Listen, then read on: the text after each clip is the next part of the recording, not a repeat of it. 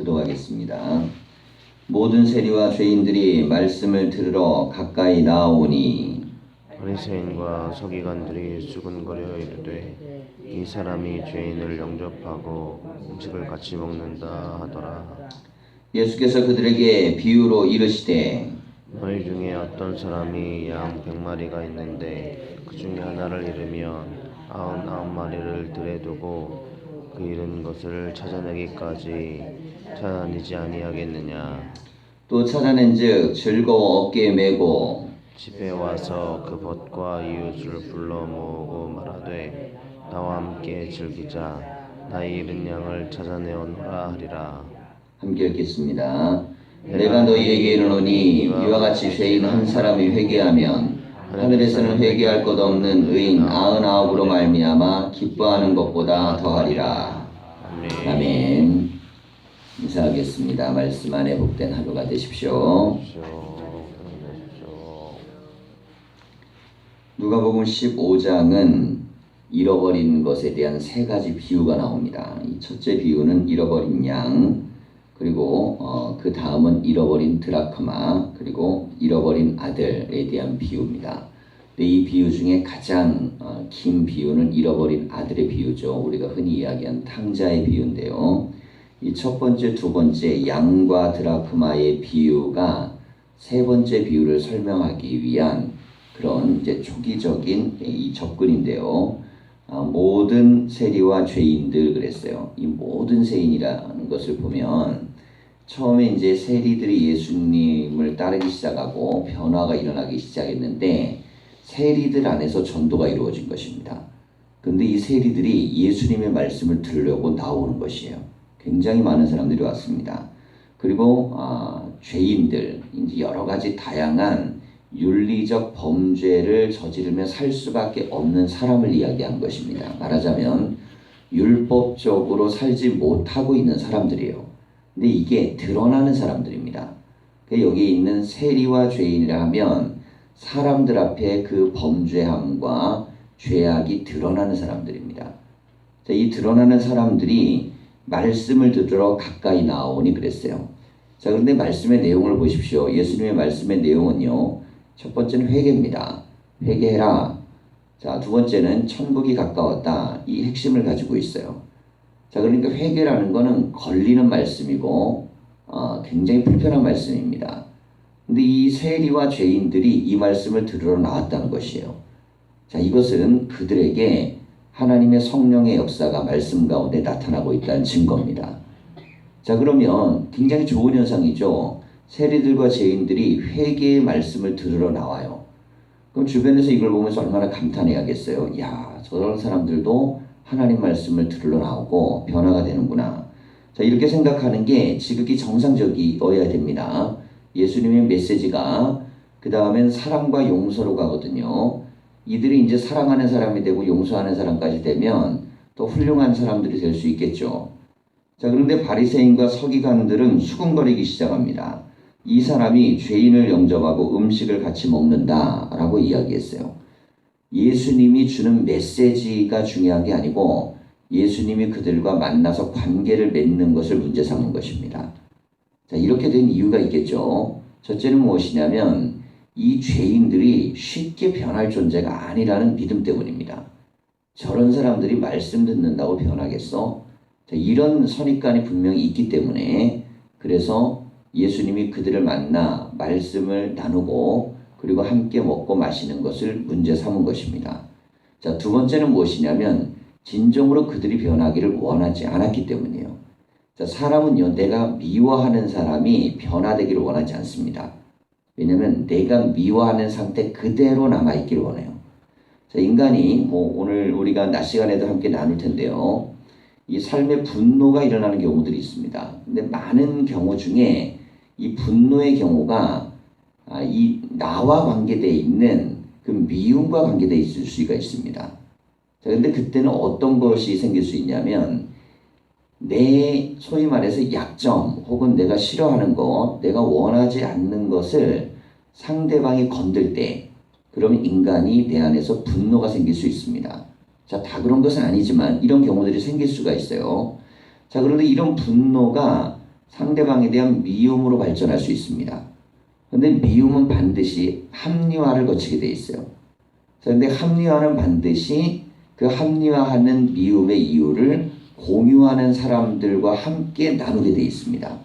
자, 그렇게 되면 미움은 정당화돼요. 자, 근데 마지막 단계가 뭐냐면 그 미운 사람이 절대로 미움의 상태에서 벗어나면 안 됩니다. 예를 들어 그거 해결을 해요. 변화가 돼요. 새 사람이 돼요. 그럼 내가 그 사람을 더 이상 미워할 수가 없잖아요. 문제는 뭐냐면 내 안에 분노가 사라지지 않았는데, 미움이 사라지지 않았는데 그 사람이 변화된다는 것은 내가 나를 바꿔야 되는 문제를 만들어 버립니다. 근데 나는 분노하고 있고 미운데 내 마음의 상태를 바꾼다는 건 용납이 되질 않는 거예요.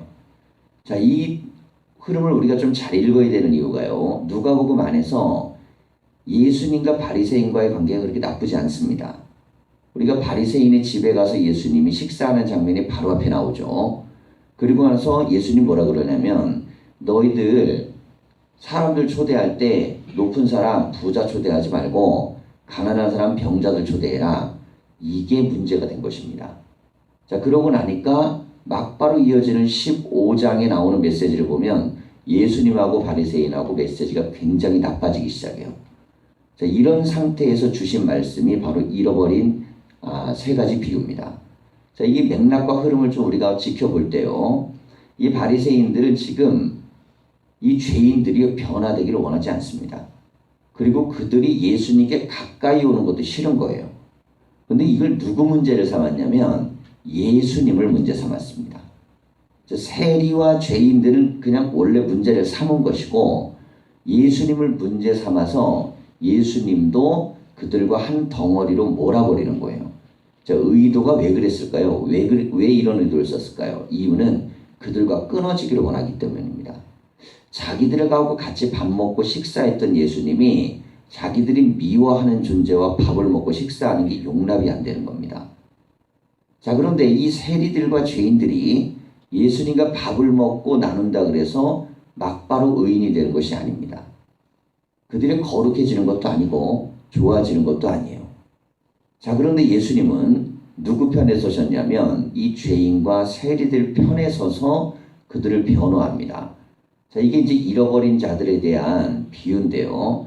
이게 우리 안에 가져야 되는 굉장히 중요한 메시지가 될 수밖에 없는 이유는 이 바리새인과 서기관이라는 사람들은 하나님의 말씀의 율법을 아는 사람들이고 그 아는 걸 마땅히 행해야 될 사람들이에요. 자, 근데 율법은 두 가지 조항이 있습니다. 옳고 그름을 분별하는 능력이에요. 자, 그래서 율법의 메시지는 옳고 그름을 분별하기 때문에 이 정의로움이 있습니다. 근데 이 정의로움이 나를 향할 때는 회개가 되는데 상대방을 향할 때는 정죄가 되게 돼 있어요. 자, 그런데 예수님은 이 정의로움을 이 바리새인과 서기관들에게 항상 메시지를 주십니다. 너희들은 하나님의 말씀 안에서 너희들을 좀 바꿔야 된다. 변화돼야 된다. 자, 이런 말씀을 많이 주세요. 자, 그런데 오히려 세리와 죄인들에게는 하나님이 너희를 사랑한다라는 메시지를 줍니다. 자, 그럼 이 메시지의 강도가 서로에게 다르냐가 문제예요. 바리새인이나 서기관들에게는 옳게 살아야 되는 이야기를 주시고 그리고 죄인들에게는 사랑한다는 메시지를 주시는 이유는 바리새인과 서기관들은 지극히 자기들이 옳다라고 생각하기 때문에 옳다고 생각하는 사람은 회개가 필요하고요. 죄인들은요, 자기들이 죄인이라는 늪에 빠져서 못 벗어나가기 때문에 이들에게는 하나님의 사랑의 메시지가 필요했던 것입니다. 그러니 이 메시지가 그들을 바른 자리로 옮겨놓는 거예요. 교만한 자리는 끌어내리고 밑으로 떨어진 사람들은 끌어올리고 그래서 둘 다 하나님의 자녀임을 확인시켜 주는 것입니다. 자, 그래서 이 바리새인과 서기관들은 옳음보다 중요한 게 뭐냐면 사랑이에요. 그래서 그들에게는 늘 사랑하는 사람이 되도록 말씀의 변화를 촉구하고 있습니다. 자, 그런데 이 세리와 죄인들은요, 처음에는 사랑의 메시지로 가죠. 너희는 사랑받고 있어. 자, 그럼 사랑받고 있으면 여기서 끝나면 안 되죠. 사랑받으면서 죄를 계속 지면 안 되잖아요. 그러니 너희는 사랑받는 그 자녀라는 믿음을 갖고 변화가 돼야 돼. 그 대표적으로 변화된 사람이 바로 삭개오입니다. 그리고 예수님의 제자로서는 바로 마태가 그렇게 변화된 사람이에요. 자, 우리가 사람마다요, 들려줘야 될 메시지가 내 귀에 잘 들리는 메시지가 있습니다. 그럼 어떤 게 잘 들려질까요? 잘 하고 있는 게 잘 들려지게 돼 있습니다. 그리고 내가 원하는 것이 잘 들려지게 돼 있어요. 그럼 안 들리는 메시지는 뭘까요? 그건 내가 해내기가 어려운 메시지거나 내가 듣고 싶지 않은 메시지입니다. 자, 그러니 이 바리새인과 서기관들에게 필요한 예수님의 메시지는 뭐냐면 마지막에 우리가 나오지만 너희들은 첫째 아들이야 라는 것입니다. 너희들은 첫째 아들이야. 아버지와 항상 함께 있으면서 둘째 아들을 미워한 것이죠. 그리고 둘째가 돌아오니까 싫은 거예요. 근데 아버지가 둘째를 좋아해 주니까 더 싫은 거예요. 그때는 아버지도 미워합니다. 자, 이것이 우리에게 가져야 될 굉장히 중요한 원리는, 자, 잃어버린 이 비유는요, 마땅히 이렇게 생각하는 것이 옳은 것이지만 마땅히 생각되지 않는 것을 얘기하는 것입니다. 자, 그래서 첫 번째 비유에서는 양의 비유인데요. 양 100마리가 있다. 그 중에 한 마리를 잃어버렸다. 그러면 99마리를 내려놓고 한 마리를 찾으러 가지 않겠느냐? 저는 이 비유가요, 정말 이해가 안 갔습니다. 왜 이유가 안 가냐면 99마리를 지켜야지 왜 한 마리를 찾으러 가겠어요? 이게 정말 이해가 안 가는 메시지예요. 자, 그런데 이거는 목자일 때는 입장이 다를 수 있습니다. 목자의 입장에서는 99마리를 내려놓고 한 마리를 찾으러 갈 수 있어요. 왜냐하면 마리수로 계산하는 게 아니고 존재의 소중함으로 생각하기 때문입니다. 자, 이것은 제가 결혼을 하고 자식을 낳고 아이를 낳아보니까 알겠어요. 숫자로만 봤을 때는 하나를 그냥 버리고 99을 지키는 게 맞는데 이 가정에서요, 자녀가 하나 없어져요. 10명 중에 한 명이 없어집니다. 아예 하나 없어진다고 뭐 별탈이 있겠어? 이렇게 생각하는 부모는 아무도 없습니다. 9을 포기하고 마땅히 하나를 찾아 나서게 돼 있어요. 자, 그런데 왜 예수님은 이거를 자식으로 비유하지 않고 양으로 했느냐는 것입니다. 자, 우리가 이 메시지를 좀 볼 필요가 있는데, 바리새인과 서기관들이 천하게 여기는 직종 중에 하나가 목자입니다.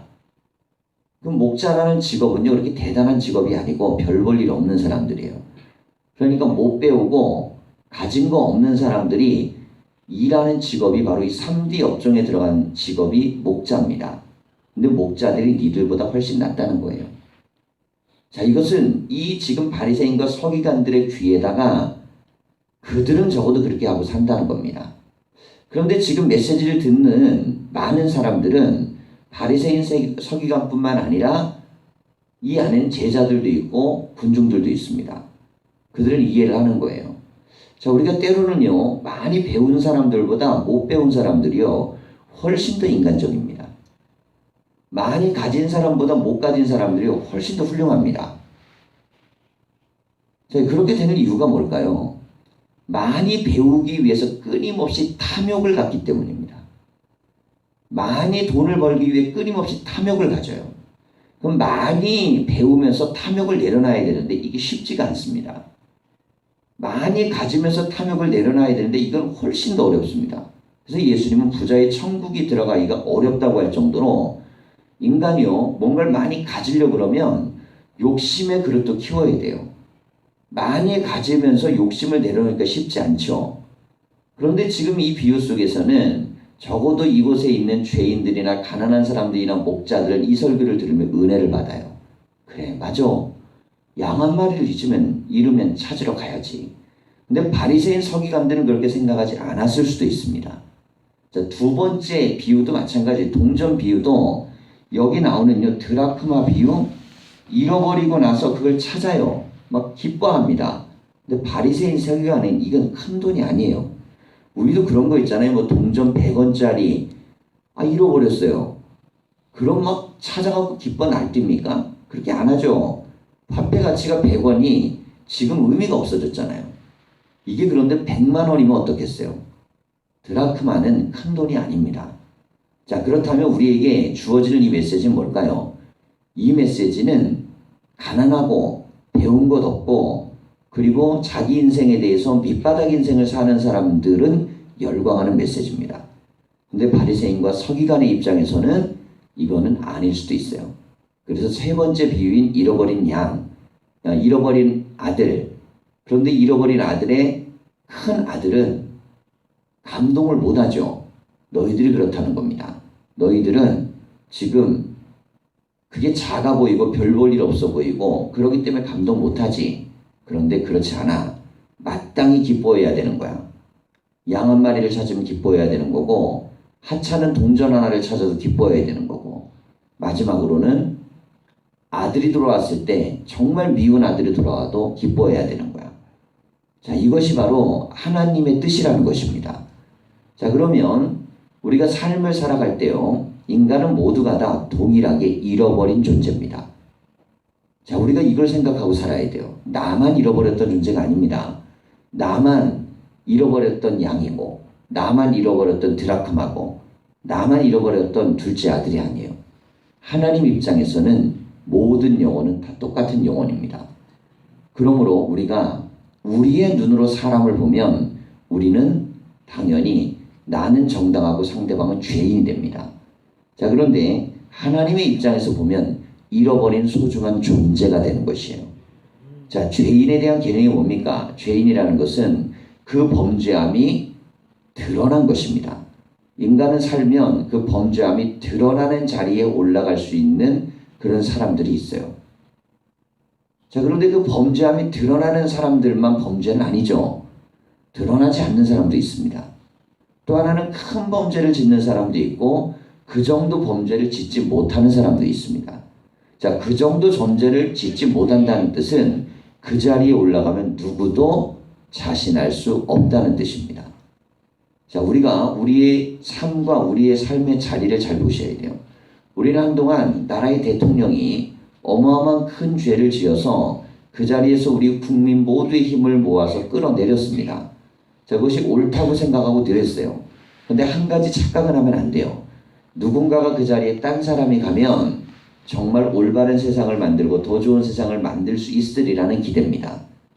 여러분, 그것은 비록 줄어들 수는 있고 작아질 수는 있지만 그 자리는 가장 큰 범죄를 지을 수밖에 없는 권력이 모여있는 자리입니다. 그래서 예수님은 그 자리를 가시지 않았던 것이에요. 그런데 왜 그럼에도 불구하고 우리 그리스도인들은 그 잘못된 행위를 끌어내려야 된다고 주장해야 하는가?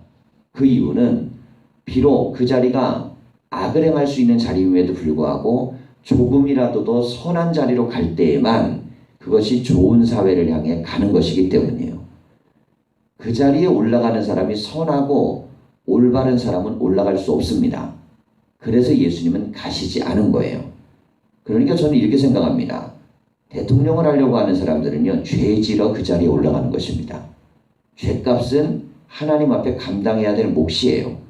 그러니 그들이 이야기하는 대로 나는 선하게만 살고 의롭게만 살고 국민만 바라보고 살고, 이것은 나중에 다 거짓말이 되게 돼 있습니다. 하지만 그렇다고 내가 거짓말하면서 그 자리 간다고 할 수는 없잖아요. 그래서 국민들은 속는 것이고, 속지만 그래도 여러분 뭐 이렇게 권력자를 뽑을 땐요 이런 표현이 있어요. 덜 나쁜 놈을 뽑는 것이다. 덜 나쁜 놈을 뽑는다는 게 뭔 뜻이겠어요? 사람은요 힘을 가지면 누가 더 덜 나쁘냐의 문제만 남습니다. 그럴 수밖에 없어요. 누가 더 덜 나쁘냐. 힘이라는 것은 발휘할 때 누군가에게는 반드시 나쁜 것이 됩니다.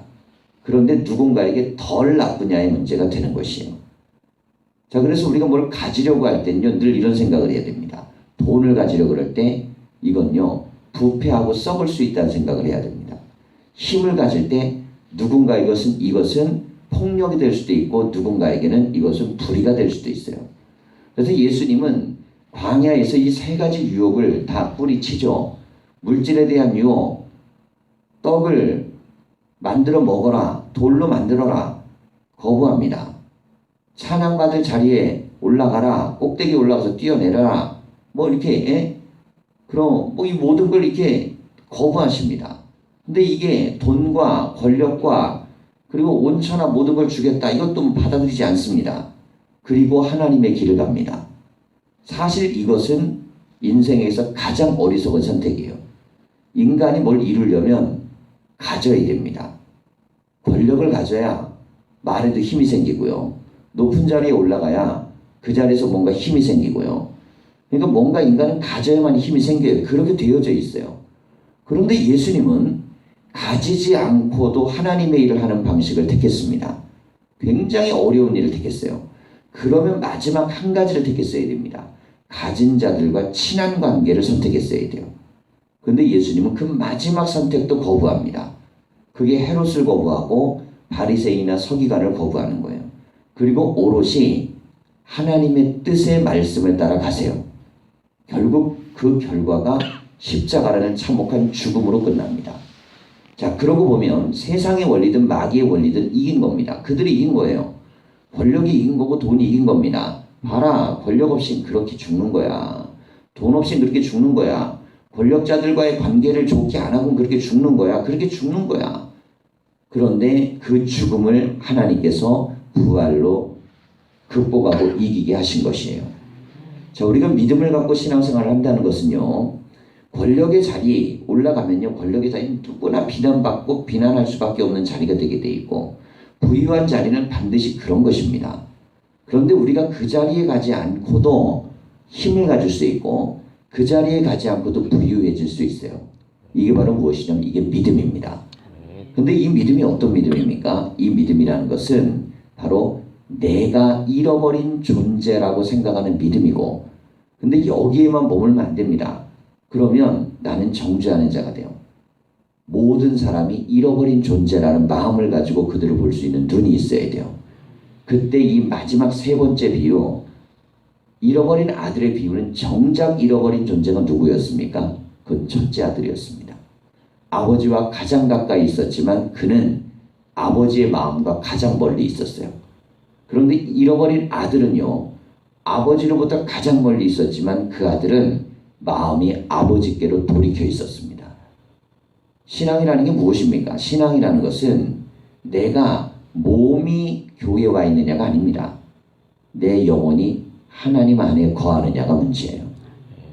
내 마음과 생각이 하나님 안에 거하면, 그러면 내 눈앞에 보이는 존재는 잃어버린 존재가 되는 것이고, 만약에 내가 하나님 안에 거하지 아니하면 내 앞에 있는 존재는 죄인이 되는 것입니다.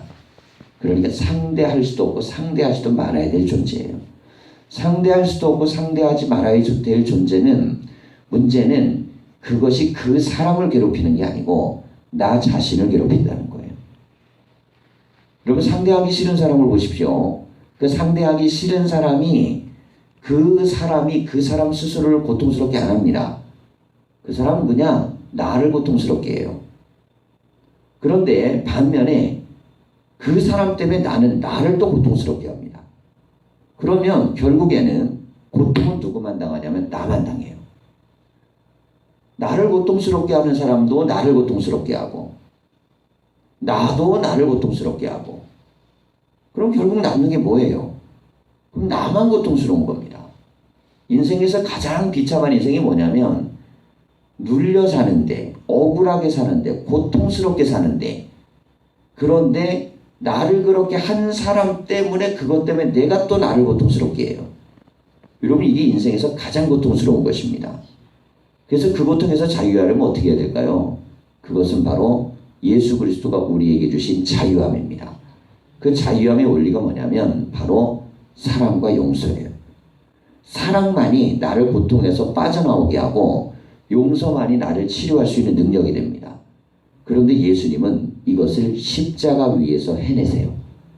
죽어가는 순간 마지막 그 저주와 자기를 고문하고 했던 이 사람들이 얼마나 인간적인 마음을 죽이고 싶었겠습니까? 천사를 데려다가 얼마나 그들을 멸하고 싶었겠어요. 그것을 하고 싶어야 그리스도가 되시는 거예요. 그럼에도 불구하고 그 입을 열지 아니하시고 마지막 순간 죽기까지 하늘을 우러러 참으셨어요. 그리고 사랑으로 완성하셨을 때 그 죽음은 생명을 사랑하는 구원이 된 것입니다. 예수님이 십자가에 못 박혀 돌아가실 때 자기를 채찍하고 고문했던 이들 막 그냥 사랑할 수 있었겠습니까? 여러분, 그럼 그분은 그냥 신인 것이지 인간으로서의 그리스도가 아닌 거예요.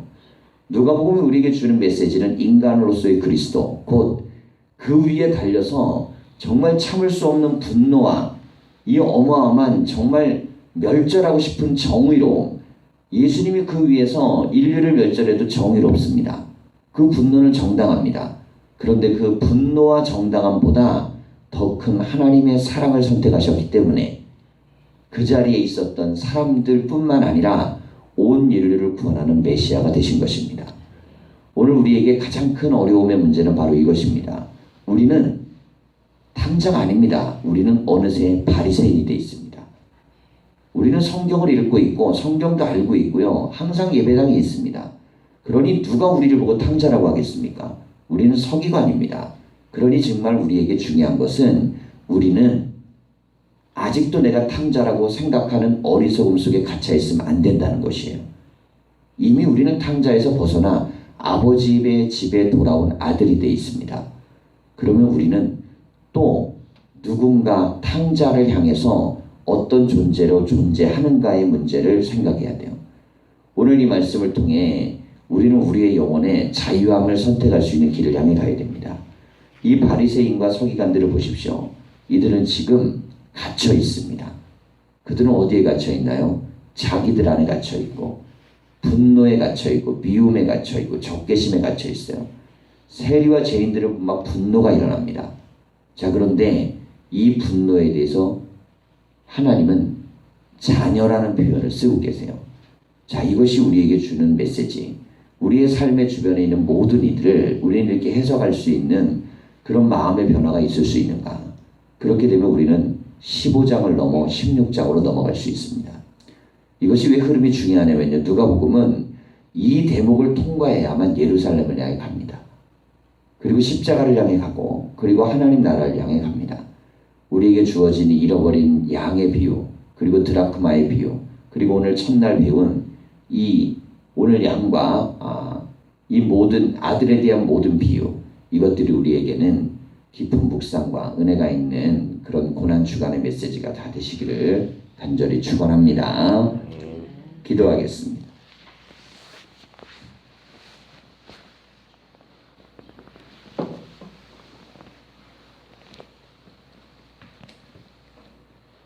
살아계신 하나님, 우리가 하나님과 철천지 원수가 됐을 때에도 하나님은 우리를 외면하지 않으시고 우리의 영혼을 살리시기 위한 그 사랑을 거두지 않으셨습니다. 그 사랑 때문에 우리가 십자가의 은혜로 구원받았다는 믿음을 가지고 이 새벽에도 하나님 앞에 나갑니다. 하나님, 정말 우리가 예수님을 믿는 성도가 되게 하여 주시고 십자가를 믿는 믿음이 우리에게 생기게 하여 주시옵소서. 십자가가 믿어지는 그 믿음이 있다면 우리도 그 십자가의 믿음대로 구원받았다는 그 은혜를 느낀다면 하나님, 어마어마한 빚을 탕감받고도 자기에게 약간의 빚진 자를 용서하지 못해 하나님 분노했던 그 어리석은 종의 비유를 통하여 우리에게 깨달음이 있게 하여 주시옵소서. 고난주간이 시작됩니다. 주님이 고난주간은 나 때문뿐만 아니라 하나님, 나와 관계된 모든 사람을 사랑하셔서 죽으신 예수님의 십자가의 사건입니다. 그 사건 가운데 죄인도 있고 세리도 있고 하나님, 나도 있고 나와 관계된 모든 이들도 있습니다. 내가 사랑하는 이들도 있고 내가 구원하고 싶은 이들도 있고 내가 전도하고 싶은 이들도 있고 기도하고 싶은 이들도 있습니다. 그러나 그 중에는 나의 원수도 있고 내가 용납하고 용서할 수 없는 이들도 있고 내 마음에서 수용할 수 없는 이들도 있습니다. 그들도 주님에게는 소중한 자녀요, 백성이요, 잃어버린 양이요, 하나님 돌아와야 될 아들입니다. 우리에게 그 깨달음과 은혜가 있는 한 주간이 되게 하여 주시고 우리가 이 죽음의 시간을 앞두고 있는 이 고난의 시간을 하나님 보내는 동안 그리스도 안에 거하고 십자가 안에 거하는 귀한 시간들이 될 수 있도록 은혜를 내리워 주시옵소서. 예수님의 이름으로 기도하였습니다. 아멘.